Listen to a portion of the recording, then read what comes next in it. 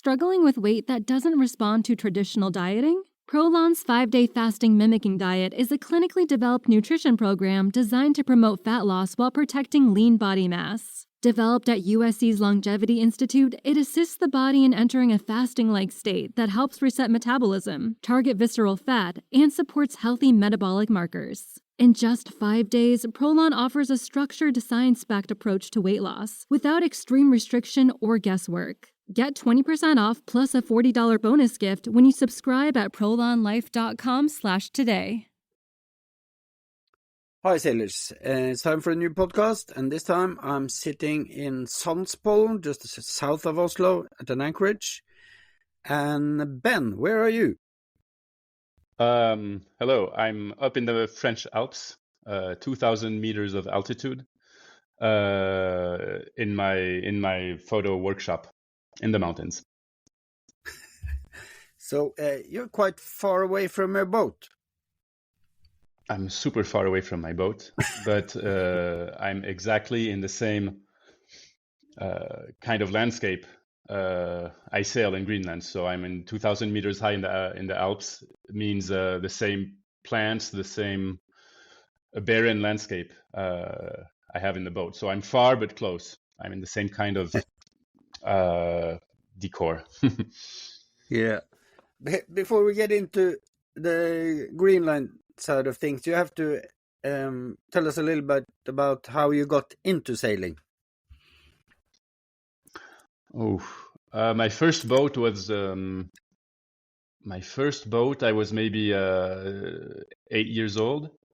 It was a Beneteau 50, but it was a remote control, tiny sailing boat. So I got into sailing in Colorado when I was maybe 8 years old, with a remote control boat. And my passion just grew bigger and bigger through the years. I can keep on because then with friends, when I was maybe 15 years old, we already were building our sailing dream.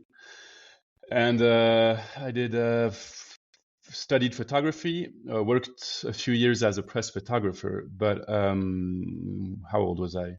When I was 22 or 23, I definitely left at sea on a small sailing boat with a friend actually.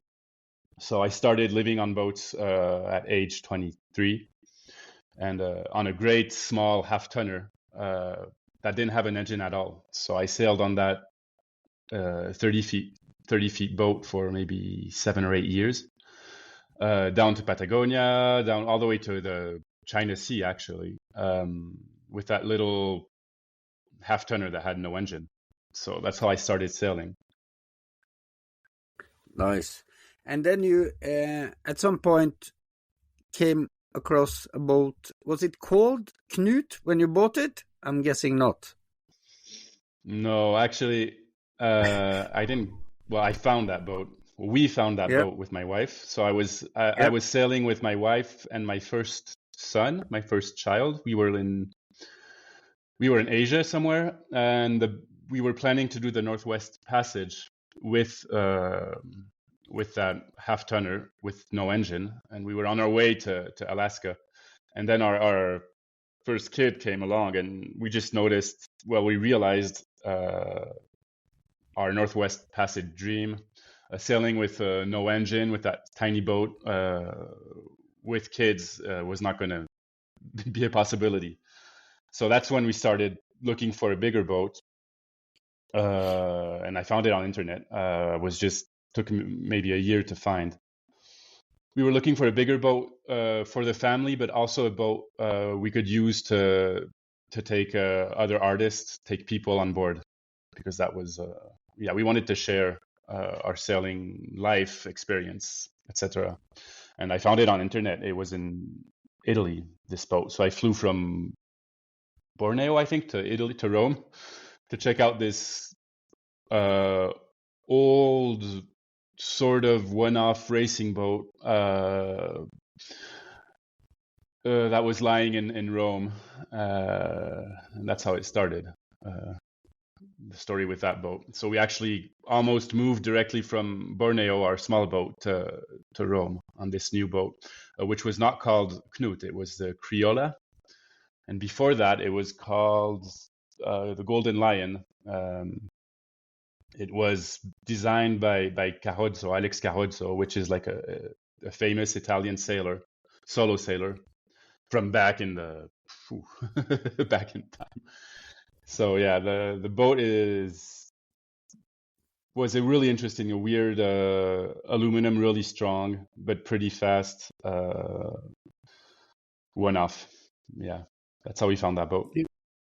Yeah, and you you obviously like the fast sorry, regatta sailing boats, sort of, don't you? Going from a half tonner to this boat. Yeah, it's exactly the same. Yeah, it's exactly the same. Our boat is like a big half ton. It's because before we sailed for years with no engine at all.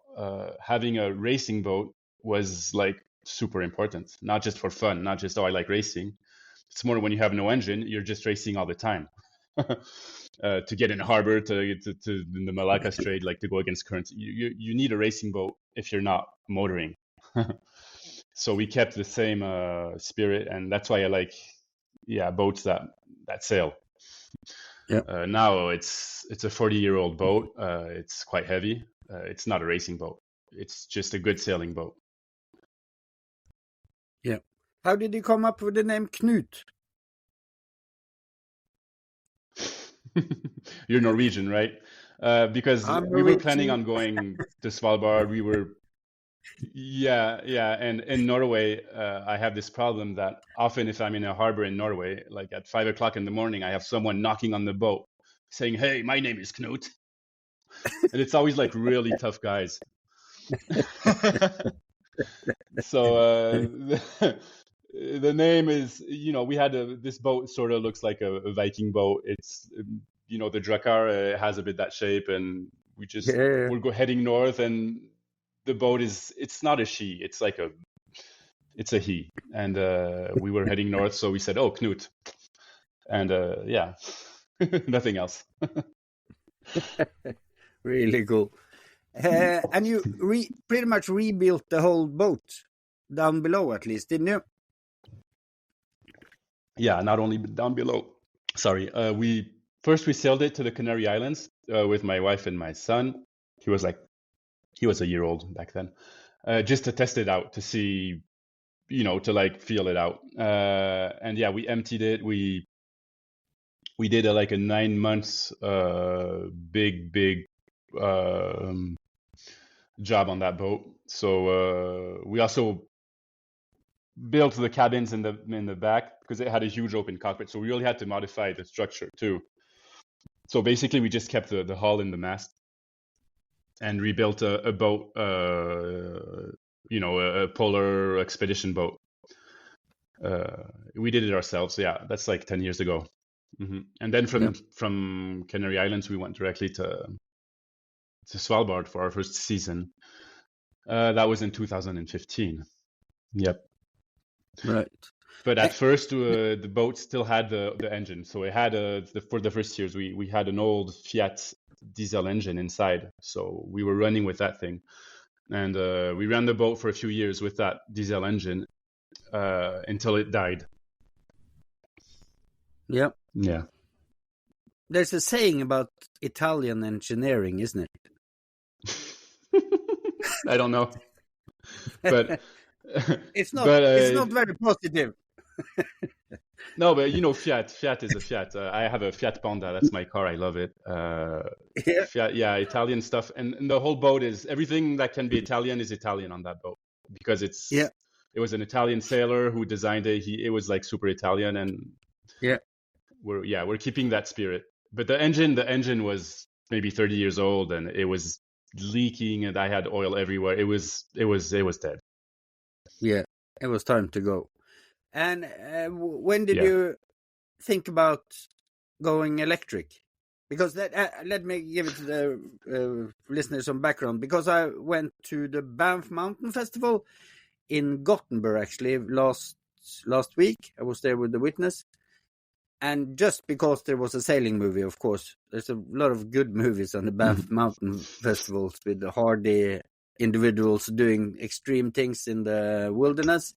But a sailing film always does it for me. So, and the thing was that it's called Going Greenland, and it's about you, the Knut, and some Americans doing skiing. And the catch line for the sell of the film is that it's an electric boat going to Greenland.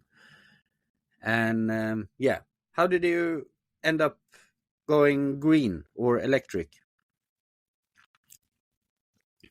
Yeah, going green, that's my dream. So going electric does not mean going green. We have to be really careful with that greenwashing thing. Well, I was already on my previous boat. It was even better. That was green. So it was non-motorized. So I've always had that, let's say that will to not burn fuel. That's like something really old.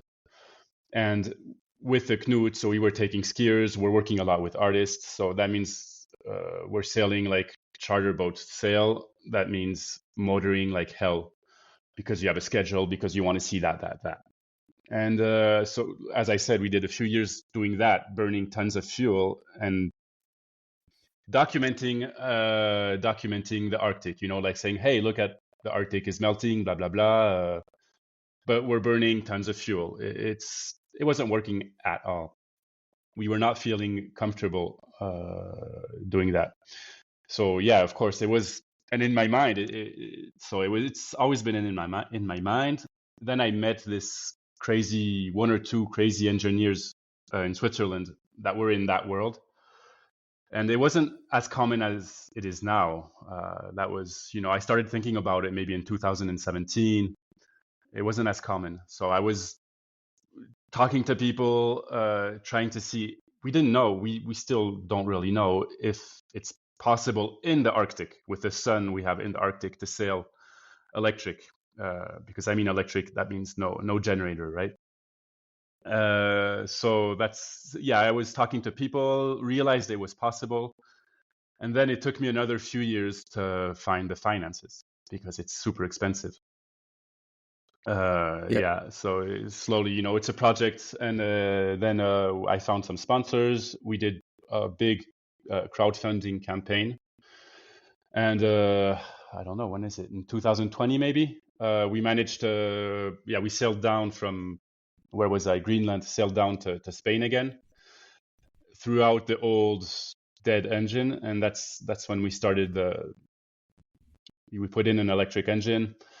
I found old 10-year-old lithium batteries that were sitting in a container somewhere that we got for free. So that was really good because that was recycling old lithium batteries. So it was pretty green.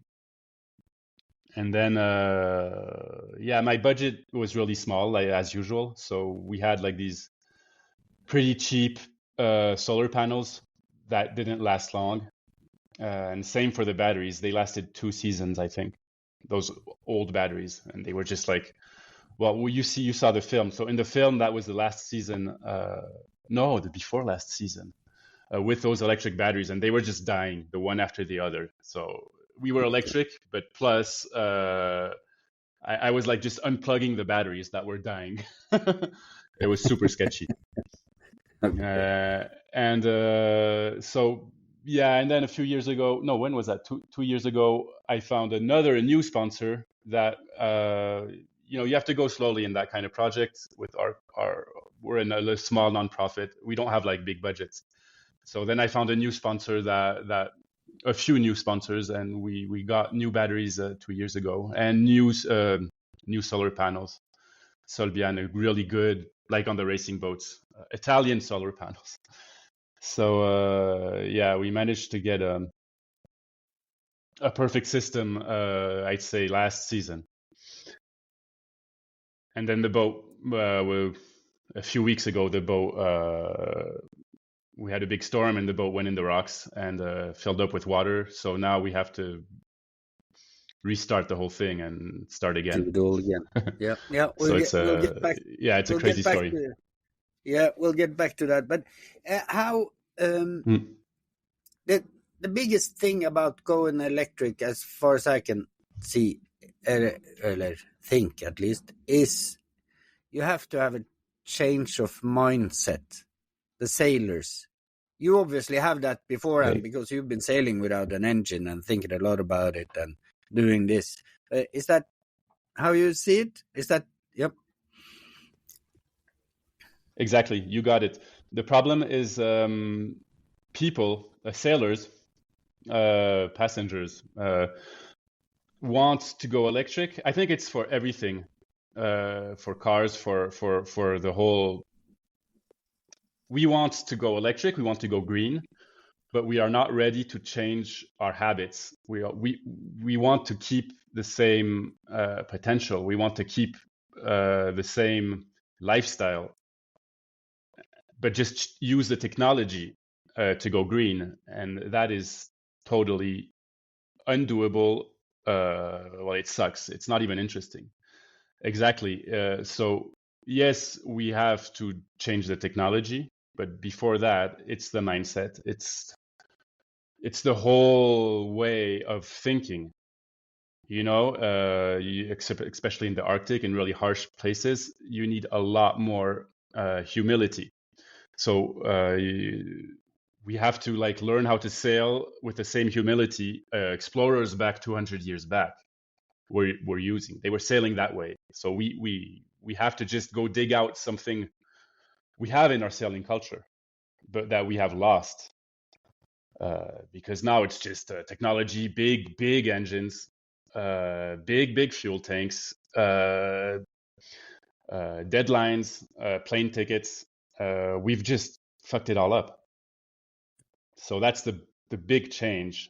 And it's, of course, I grew up with that, sailing on a boat with no engine. But it's really interesting to bring that mindset to people. And that's our main goal with our nonprofit, I guess. Yeah, because it's pretty much time and patience, isn't it? You have to realize and that you're there on nature's conditions or the wind's conditions. You can't. You're gonna end up where the wind decides. You're gonna end up, not exactly where you're thinking where you're hoping you're going to be. So you have to have more time and be more flexible. Yes, and you have to adjust your objectives. So you cannot, you have to adjust your objectives depending on the patience you have, the time you have, and the skill set you have, because you have to be a good sailor. You have to be a racer. Yeah. So you have to be able to tack in very narrow fjords with ice, jibe your spinnaker without messing up. So you have to adjust your objectives to all the things you have, and not adjust what's around you to yourself. If you're not in the center of the thing anymore. Yeah. But how do you manage? Because this is managing expectations, at least when you're doing like you do, having new people on board, even if they're not paying or they're artists or whatever. How do you, because your mindset is obviously already set, but the people that are coming on board are probably don't have another set of expectations, don't they? Yeah. Except with artists, it's really easy because artists are just so chill.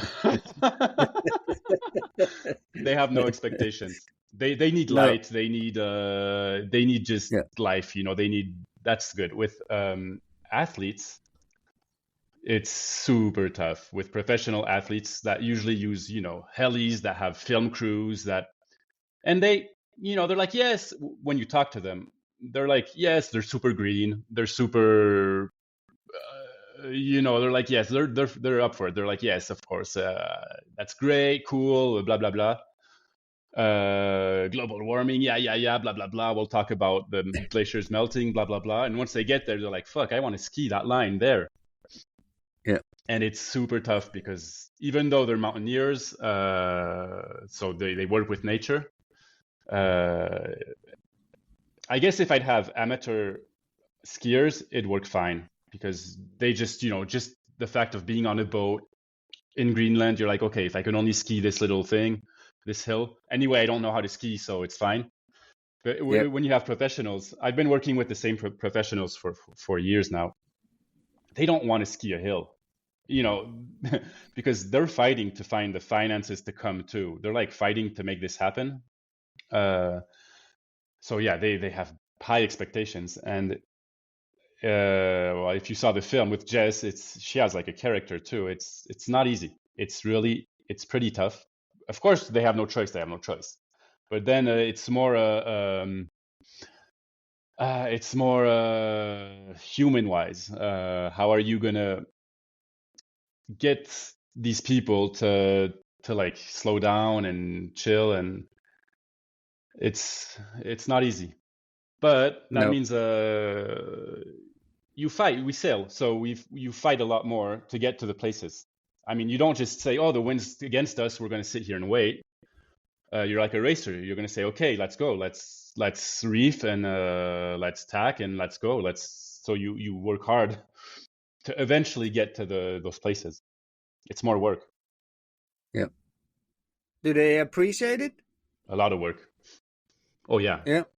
Yeah, they do appreciate it, but they do go crazy because they're not sailor. If you're a sailor, you're even if you're used to sailing with an engine, and you know what it is to sail at one knot and a half, and you're like pulling on your lines, you're having fun. But for a non-sailor, he's like, what the fuck is going on here?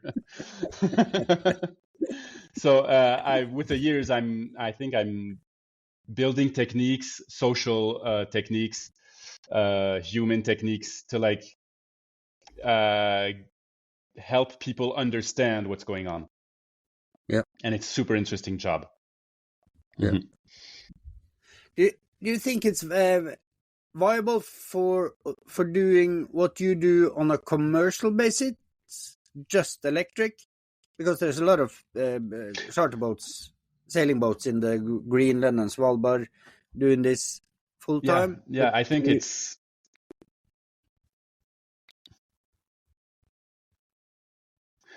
it is. I think it more than viable. It would be a great project. So of course, it would be viable. It'd even be a marketing technique. I mean, it'd be but you'd have to build a whole charter company around that the fact that you don't have an engine. You need a big engine and you need a good battery capacity for security because you don't want your clients to end up on the rocks, right? But you're not going to use it because you're going to keep the batteries for those security cases and maybe the last day to get back to the harbor. But it's not even, some harbors you can't even charge. So you're sailing. And I think there would be a great charter concept to develop, but you'd have to invent the thing. You'd have to invent a new charter philosophy. Because people, especially mountaineers, are close to nature, and they're I have a lot of artists like taking the ferry, even coming to Iceland without taking the plane, all that kind of stuff. People are willing to travel. They're willing to find new ways to travel polluting less. So of course there'd be a big charter business to build, but it'd be a wow. It'd be pretty not easy. But there's something to do, yeah. And I hope that's also why we're doing it, for the example, just proving people, look, it's doable, you can do it. And I hope, especially the charter industry is pretty dirty. I hope they start, thinking that way, because their clients maybe are greener than the charter companies. I think the clients are there. But you mentioned it, safety. The safety issue of just being electric. And you mentioned it, but and in the ice, that's the main thing, isn't it? If you need to push through something, and you don't have the backup, would you be willing to have backup.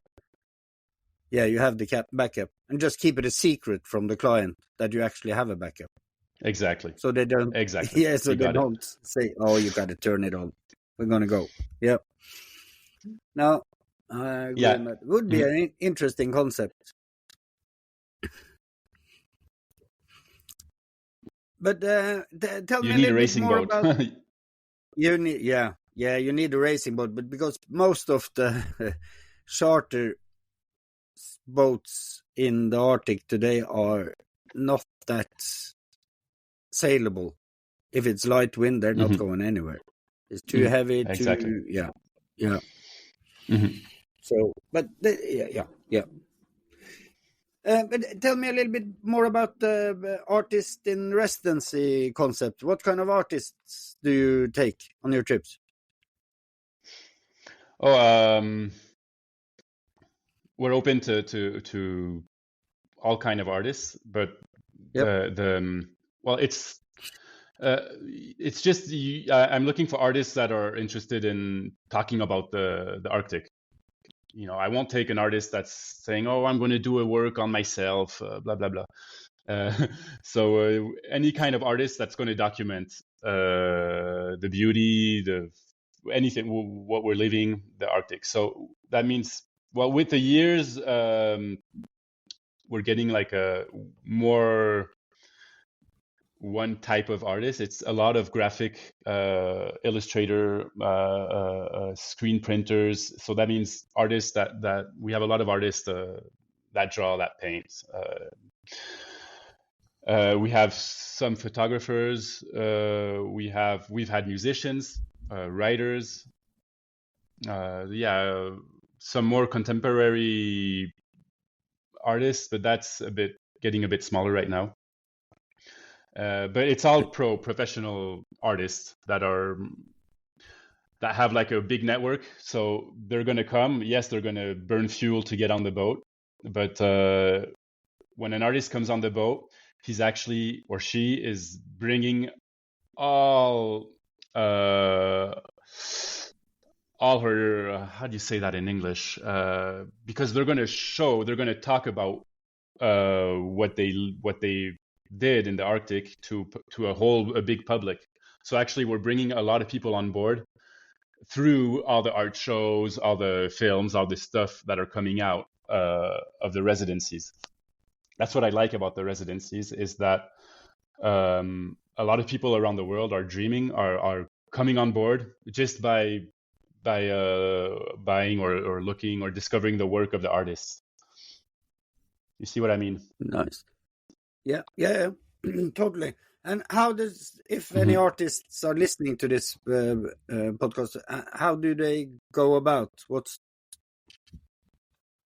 How do you get on board as an artist? Well, usually, you have to apply like most artist residencies. So artists, they find our Instagram or website, and on the website there's an email, and they write to me, and we give them information. So you just go on our site, which doesn't work in English because our nonprofit is called Marée Motrice. So that's a bit hard for English-speaking artists. But they apply through our website, and each year we select, usually it's 8 artists. We have 2 residencies, and each residency lasts like a good 3 weeks. So they come on board for 3 weeks.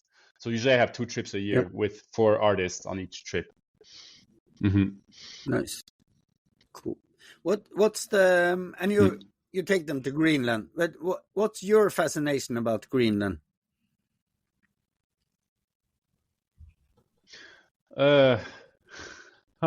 Everything.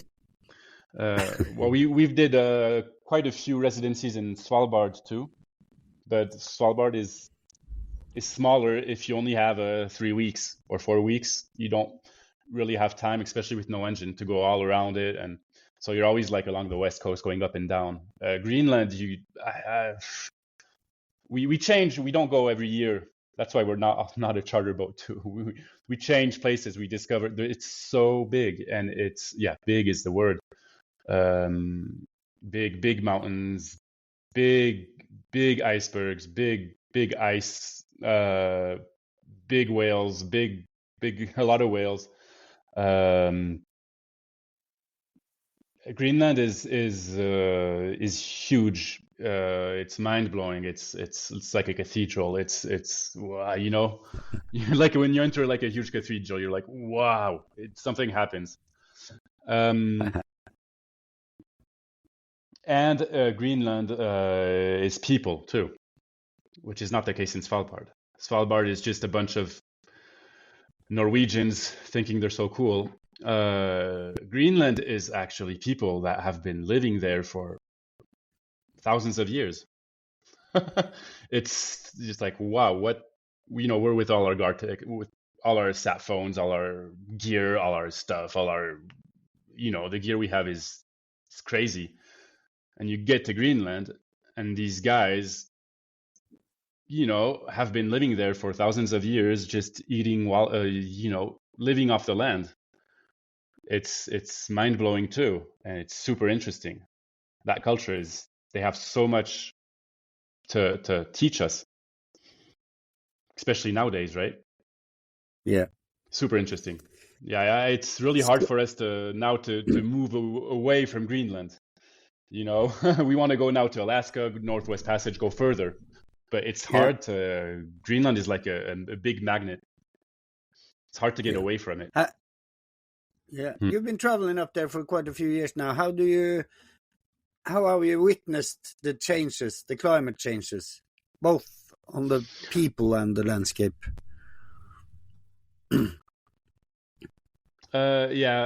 I haven't been traveling there for enough years to see the differences on the people. But you talk to them, they will talk to you about it. Of course, the landscape, it's like in the Alps when you see the glaciers, when you go every year back to the same valley and you see the glaciers a bit further up. It's like in the Alps, but it's faster. It's faster. It's super fast. Yeah. So that's it's pretty sad to see the glaciers just moving back each year. Yeah, that's what you see. Now, the ice on the sea, you don't see it the same way because it's not acting the same way. You actually maybe will have more ice because the up on the North Pole, it's melting more. So the sea ice thing, it's maybe more that it's more unpredictable. There's probably more and more difference between the ice conditions from one year to another. I'm not sure about that, but that's what I'm guessing. Yep. Especially on the East Coast. Yeah, some years it's really full of ice, and some years it's super free. But I think it's when you read the old stories, it was already pretty unpredictable. Yeah. Yeah. But definitely it's the glaciers. The glaciers, you see them. Yep. Sorry. No. We're lagging a little Go bit ahead. here. But what do the locals tell you about the changes, about their changes to the culture?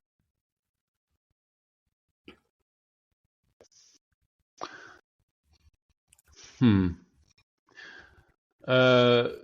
locals in Greenland have a lot of issues with their economy and with their social problems. So I think for them, the climate change is not at the same level it is like in the Nordic countries. They're not talking about it as much, I think, because they have so many other problems to solve as an old colony, right?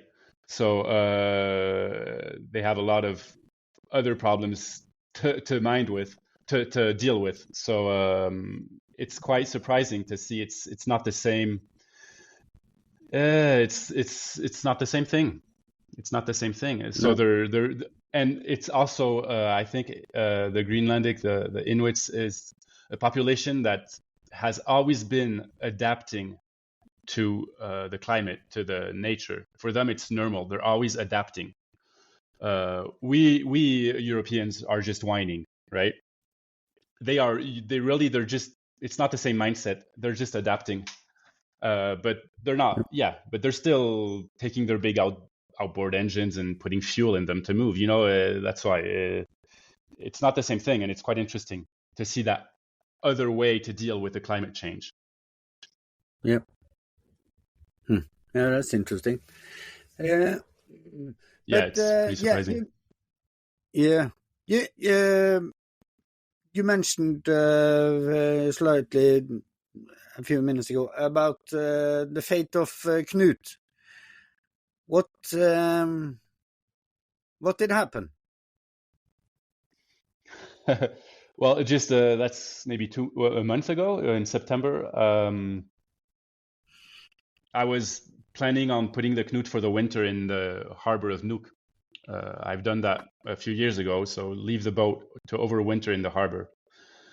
What happened is that they had the harbor captain who retired or something, and they have a new harbor captain that decided he didn't like sailing boats.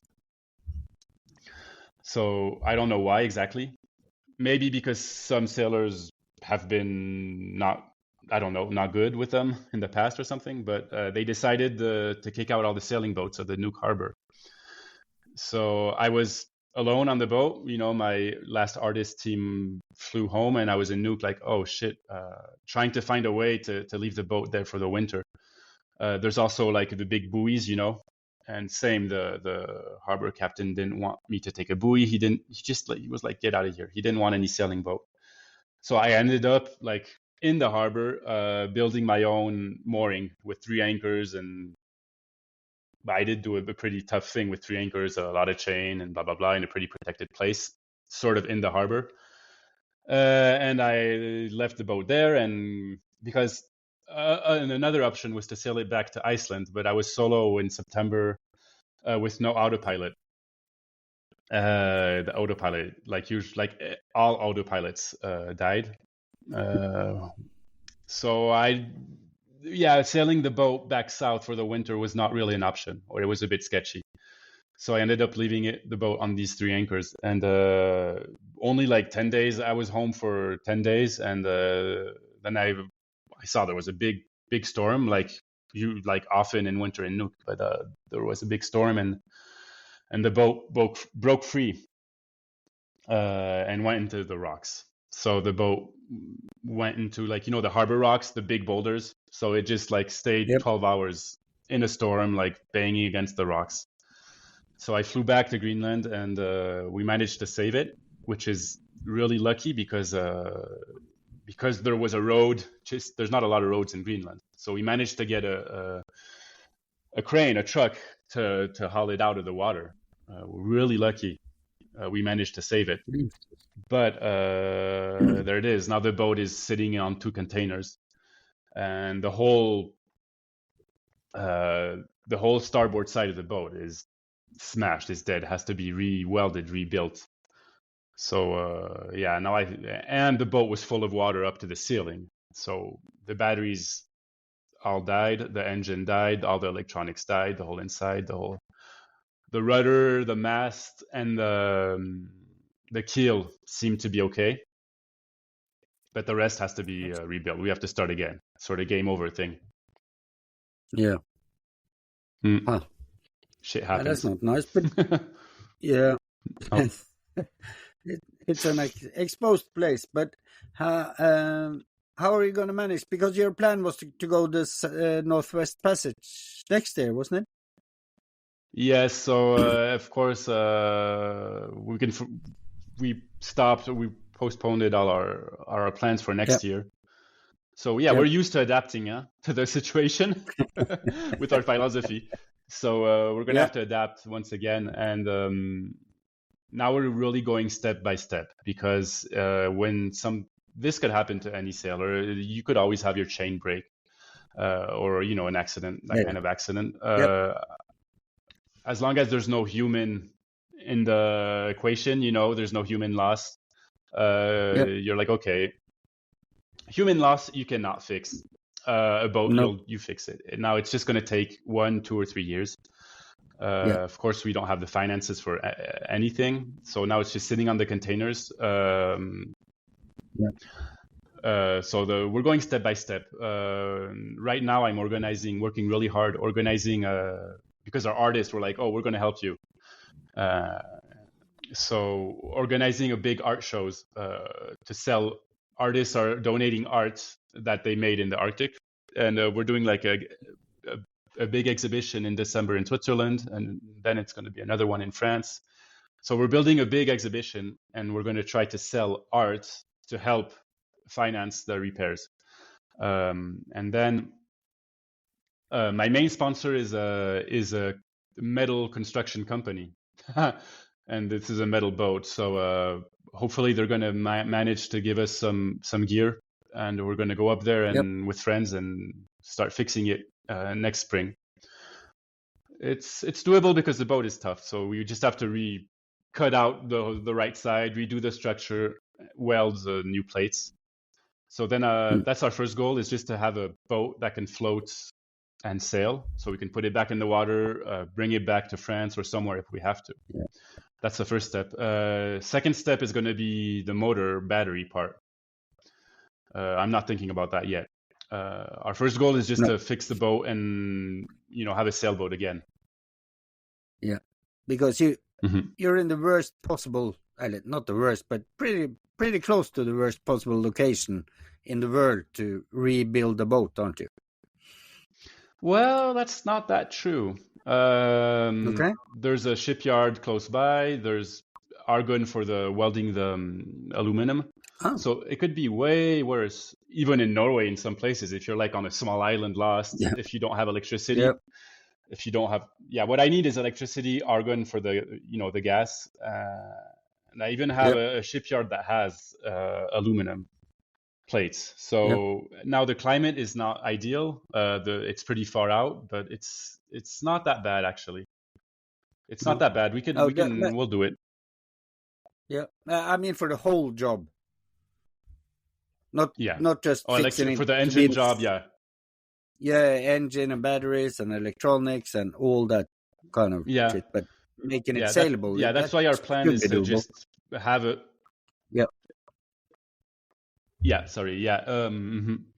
Of course, we're not going to have any rigging gear, any so that's why our goal is really to, up in Greenland, just have a sailing boat. So fix the hull, put it back in the water, then we have a sailing boat with no engine.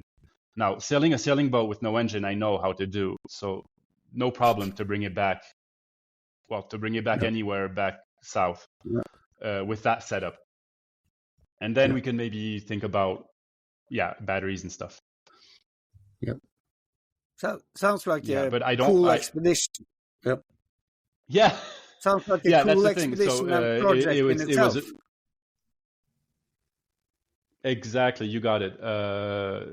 That's how. So it was really this boat. My wife, me, my kids. It's also a family boat, and we're really attached to it. So emotionally, it was super tough when it went into the rocks. But now that we saved it, like pulled it out of the rocks, and that we realized, okay, it's savable. Yeah, we're trying to turn it into an interesting project. Even the art shows we're organizing is an interesting project. Sailing it back to Europe with no engine is a super interesting project. So we're trying to change our mindsets, to adapt again, and to turn it into an interesting project. Even though in reality it's tough and it gets me anxious, at night because there's a lot of work. It's a lot of work.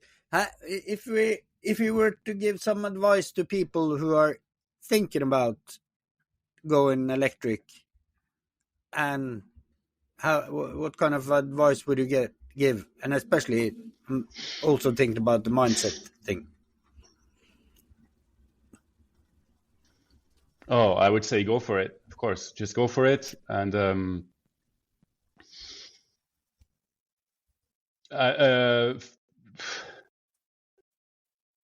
yeah, I want to say go. Nothing else to say. Just go.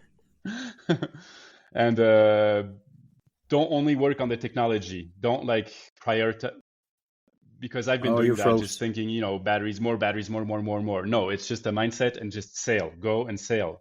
You don't need huge battery packs and huge generators, and you need the backup for security, and then you just need to sail. So you just need good sails, a good sailing boat. And that's where you have to put your money is in your sails, not in a huge battery pack that you have to throw away. That's what happened to me. A huge, nice, fancy battery pack I had to throw away. You just need a good sailing boat. A good sailing boat, and then sail north. Yeah, or anywhere. I mean, I can't wait to with my boat. I can't wait to sail in the tropics, because then you just need 2 batteries, and there's so much sun. It's not like changing a sailing boat into electric sailing boat is not that big of a gap, because it's a sailing boat. We're still sailing, so it's perfect. And we usually the problem, the issue is the weight. And on a boat, it's not that much of a issue if you put the batteries at the right place. You don't carry fuel. The transition, we call it transition énergétique in French. The energetic transition is way easier to do on a sailing boat than on a plane, for example. It's not that big of a deal. Just go do it. You just have to realize that you actually have a sailing boat, and I think that's what people are missing today. They use it as a mean of transportation, not as a sailing boat. Exactly. Yep. You got it. Nice. Anything else? Because we're getting close to an hour here, and I'm going to put out in the text to this podcast where they can, your homepage, they can read more about Knut and see the pretty devastating pictures of the boat. It was not looked like the worst nightmare of a boat owner, but hopefully it will turn out lucky. Yeah. And and good luck with your plans. I'm sorry for the lagging. It's a little bit of silence in between here, but it's because the internet. Yeah. we adapted ourselves. Okay, well, thank you, John, for everything. And again, go ahead. Yeah, come on. I just wanted to say thanks and go. Thanks, go Ben. for it, everybody. Yeah. Good luck with the project, and I reckon we're going to talk again when you're getting close to it, or when you're back on the water. That would be really nice. Okay, perfect. Thank you. I see ya. Hang on. Don't hang up.